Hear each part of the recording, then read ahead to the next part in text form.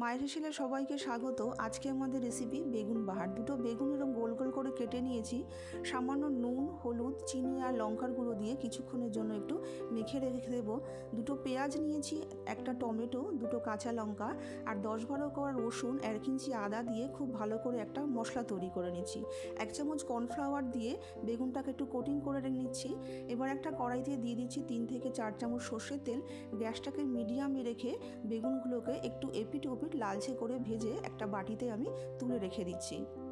এবার ওই তেলের মধ্যে দিয়ে দিচ্ছি সামান্য একটু গোটা গরম মশলা। গোটা গরম মশলাটাকে একটু নাড়াচাড়া করে নিয়ে বেটে রাখা মশলাটাকেও দিয়ে দিচ্ছি। বেটে রাখা মশলাটাকে দিয়ে কিছুক্ষণ একটু কষিয়ে নিয়ে 1 চামচ জিরের গুঁড়ো, 1 চামচ ধনের গুঁড়ো, 1 চামচ কাশ্মীরি লঙ্কার গুঁড়ো, সামান্য একটু হলুদ দিয়ে আরও একটুখানি বেশ কিছুক্ষণ একটু কষিয়ে নিচ্ছি। সামান্য একটু জল দিয়ে ভালো করে কষিয়ে নিচ্ছি।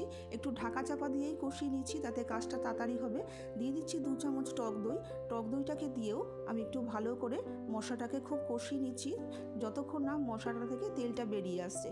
যখন এরকম তেলটা রিলিজ হয়ে যাবে, স্বাদ মতন নুন আর একটু চিনি দিয়ে দিচ্ছি আর দিয়ে দিচ্ছি 1.5 কাপ মতন জল। ঢাকা দিয়ে গ্রেভিটাকে ফুটতে দিচ্ছি 5 থেকে 7 মিনিটের জন্য। 5-7 মিনিট বাদ আমি বেগুনটাকে দিয়ে দিচ্ছি। বেগুনটাকে দিয়ে একটা পিঠ যখন হয়ে যাবে আর একটা পিঠ দিয়ে দিচ্ছি। 5 মিনিটের জন্য ঢাকা দিয়ে রেখে দেব। তারপরে সবশেষে সামান্য একটু ঘি আর গরম মশলা দিয়ে ঢাকা চাপা দিয়ে রেখে দিলেই আমাদের বেগুন বাহার তৈরি হয়ে গেল আমাদের বেগুন বাহার।